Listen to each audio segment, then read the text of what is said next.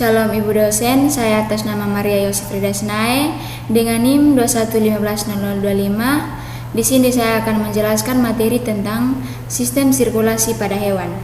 Yang pertama, sistem sirkulasi pada hewan invertebrata.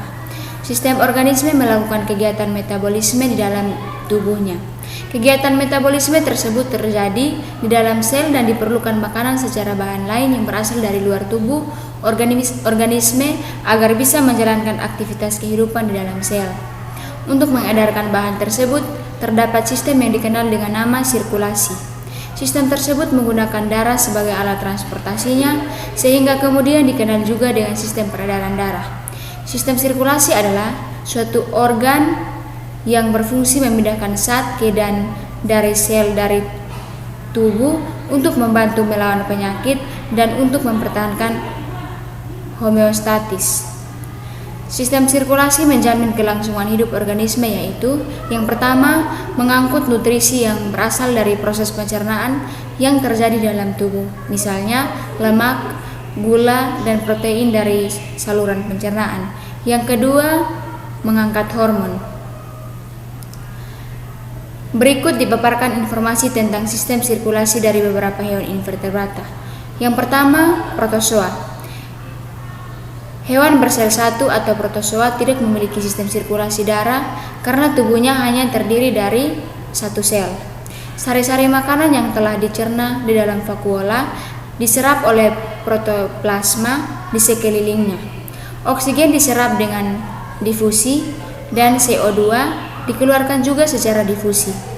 Contoh dari protozoa adalah amieba dan paramecium. Sistem sirkulasi pada paramecium lebih sempurna daripada amoeba. Pada paramecium, makanan yang berupa materi halus diserap melalui permukaan tubuhnya.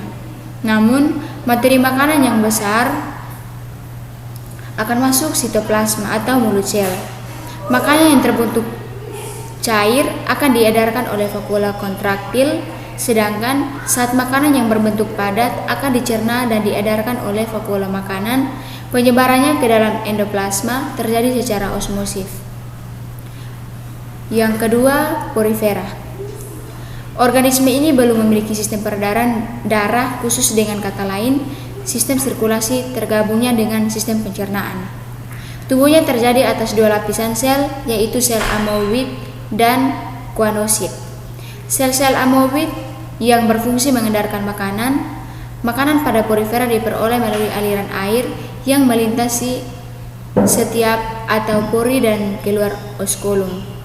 Makanan ditangkap dan dicerna oleh sel-sel leher atau guanosit, kemudian diberi ke sel-sel amoeboid, kemudian sel-sel amoeboid mengembara ke sel-sel lain.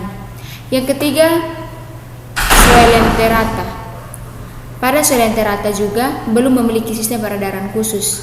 Misalnya hidra, transportasinya dilakukan oleh sistem gastrovaskuler, yaitu saluran pencernaan yang berfungsi sekaligus sebagai alat peredaran darah. Saluran pencernaan pada hidra bercabang-cabang dan bercabang-cabang lagi ke semua bagian tubuh.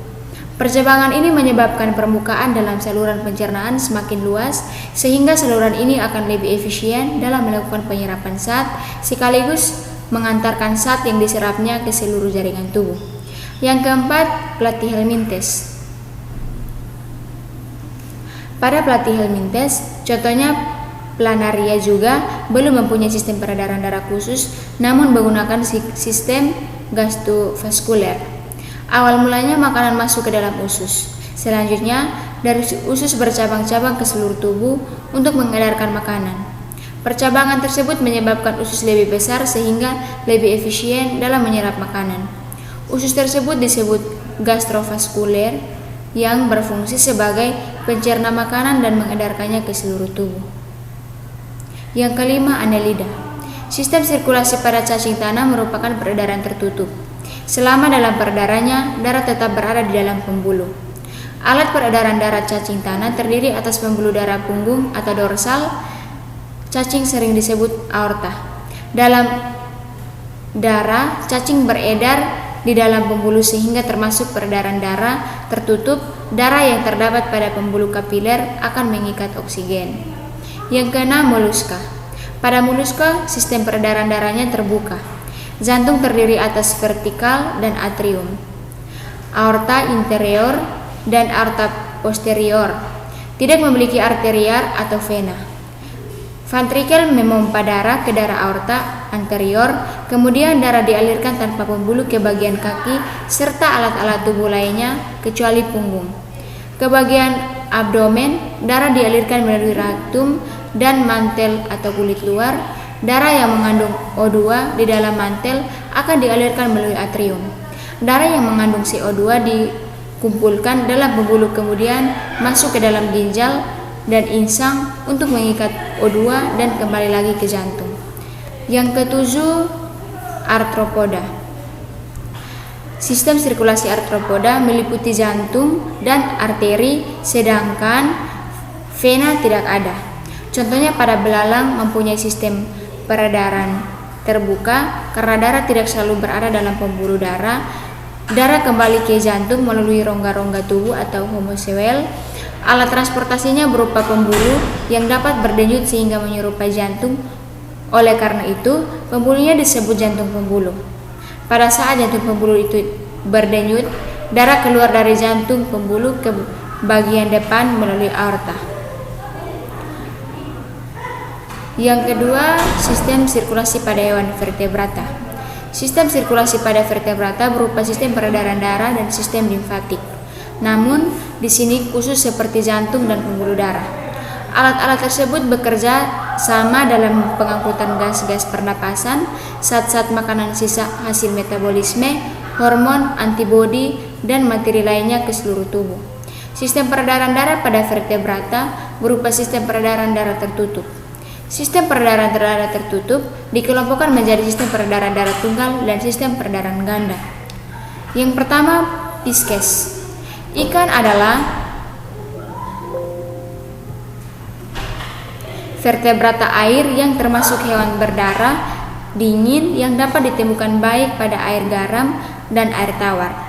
Seperti manusia, mereka memiliki sistem peredaran darah tertutup di mana darah selalu terkandung dalam rangkaian pembuluh darah. Yang kedua, sistem sirkulasi pada hewan vertebrata. Sistem sirkulasi pada vertebrata berupa sistem peredaran darah dan sistem limfatik. Namun, di sini kita hanya membahas sistem peredaran darah. Sistem sirkulasi pada vertebrata memerlukan alat-alat khusus seperti jantung dan pembuluh darah. Alat-alat tersebut bekerja sama dalam pengangkutan gas-gas pernapasan, zat-zat makanan, sisa hasil metabolisme, hormon antibodi, dan materi lainnya ke seluruh tubuh. Sistem peredaran darah pada vertebrata berupa sistem peredaran darah tertutup. Sistem peredaran darah tertutup dikelompokkan menjadi sistem peredaran darah tunggal dan sistem peredaran darah ganda. Yang pertama, Pisces. Ikan adalah vertebrata air yang termasuk hewan berdarah dingin yang dapat ditemukan baik pada air garam dan air tawar. Seperti manusia, mereka memiliki sistem peredaran darah tertutup di mana darah selalu terkandung dalam rangkaian pembuluh darah. Dengan kata lain, darah tidak pernah meninggalkan pembuluh arah dan tidak mengisi rongga tubuh. Sistem peredaran darah tertutup dapat memiliki sirkulasi tunggal atau ganda. Yang kedua, amfibi. Sistem peredaran darah katak berupa sistem peredaran darah tertutup dan peredaran darah ganda. Sistem peredaran darah ganda, darah melalui jantung 2 kali dalam 1 kali peredaran. Pertama, darah dari jantung menuju ke paru-paru, kemudian kembali ke jantung. Kedua, darah dari seluruh tubuh menuju ke jantung dan diedarkan kembali ke seluruh tubuh. Jantung katak terdiri dari 3 ruang, yaitu 2 atrium, atrium kanan dan atrium kiri, dan sebuah ventrikel. Di antara atrium dan ventrikel terdapat kelompok yang mencegah agar darah di ventrikel tidak mengalir kembali ke atrium. Yang ketiga, reptil. Reptil memiliki suatu modifikasi jantung yang lebih maju dibandingkan ikan dan katak. Jantung reptil terdiri dari 4 ruang, yaitu atrium kiri dan atrium kanan, serta vertikel kiri dan vertikel kanan. Atrium kiri dan kanan dipisahkan oleh sekat atau situm yang sempurna disebut sekat atrium atau sekat serandi. Sebaliknya, antara vertikal kiri dan kanan terdapat sekat tidak sempurna disebut sekat ventrikel atau sekat bilik. Sekat di antara vertikal kiri dan vertikal kanan yang tidak sempurna menyebabkan darah dari kedua vertikal ini bercampur. Yang keempat, aphes. Pada burung, darah beredar melalui pembuluh darah dan dipompa oleh jantung.